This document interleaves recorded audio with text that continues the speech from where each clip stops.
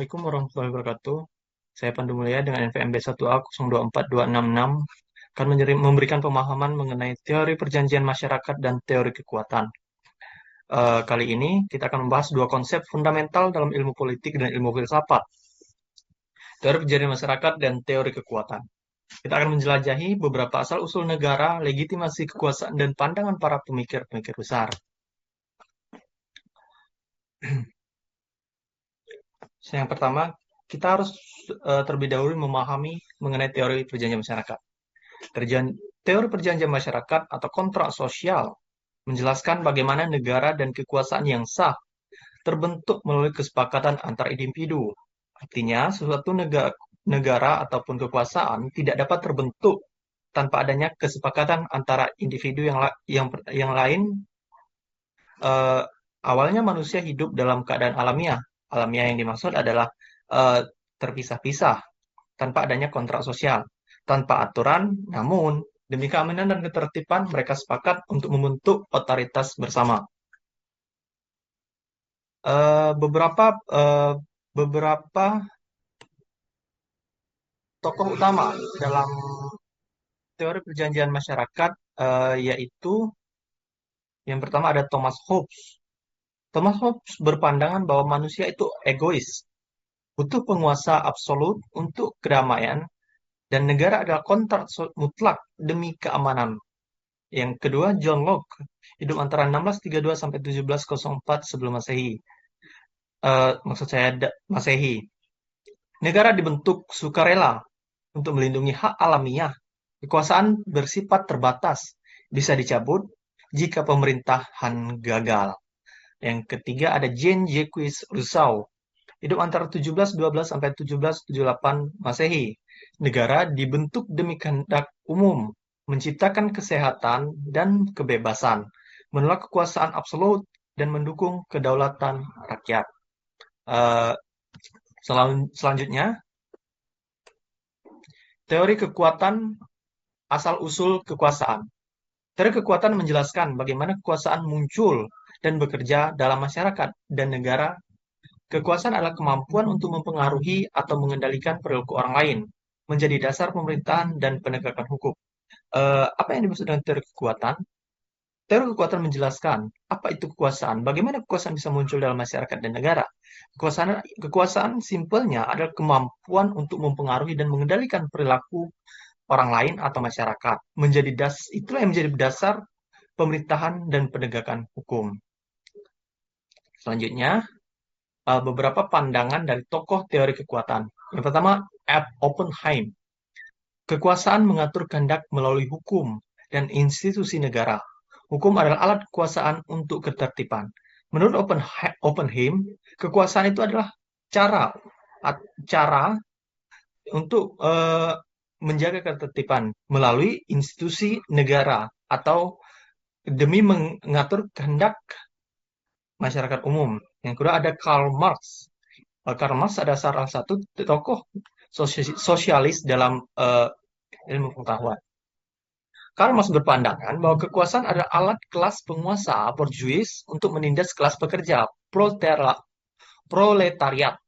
Negara adalah instrumen elit. Nah, Karl Marx ini merupakan seorang tokoh sosialis yang berpandangan bahwa masyarakat bersifat setiap apapun yang ada itu bersifat merata. Karl Marx beranggapan bahwa kekuasaan itu adalah alat penguasa atau alat kaum-kaum borjuis ini untuk menindas kelas pekerja atau proletariat. Nah, negara lain sebagai instrumen elit untuk mengendalikan masyarakat ini. Selanjutnya, dari pemikiran lain tentang teori kekuatan dari Harold J. Lasky.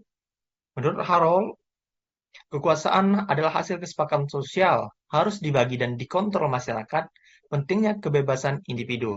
Apa yang dimaksud dari Harold J. Lasky ini? Kekuasaan itu adalah hasil kesepakatan sosial. Artinya tidak ada kekuasaan tanpa adanya kesepakatan sosial. Harus dibagi dan dikontrol oleh masyarakat. Artinya tidak ada istilahnya itu lebih simpelnya itu rangkap jabatan kalau lebih simpelnya. Dan bisa dikontrol oleh masyarakat. Artinya tidak adanya sikap kesemena-menaan. Dan individu bersifat bebas dalam mengambil suatu keputusan. Kedua, ada Leon Degree. Kekuasaan timbul dari fungsi sosial, menjaga ketertiban, melindungi masyarakat, sah jika untuk kepentingan umum. Menurut Leon Degree, kekuasaan itu adalah fungsi dari sosial.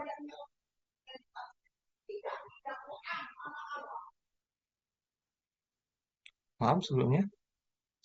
Kekuasaan timbul sah jika untuk kepentingan umum. Kekuasaan itu bersifat sah jika untuk kepentingan umum, menurut Leon the Great. Oke, selanjutnya. Perbandingan teori dari perjanjian masyarakat dan kekuatan. Di dalam perjanjian masyarakat, asal-usul negara berasal dari kesepakatan individu. Artinya negara itu timbul dari kesepakatan individu. Selanjutnya, legitimasi kekuasaan dari persetujuan rakyat. Pemerintah bisa berkuasa jika ada legitimasi atau diberikan mandat oleh rakyat.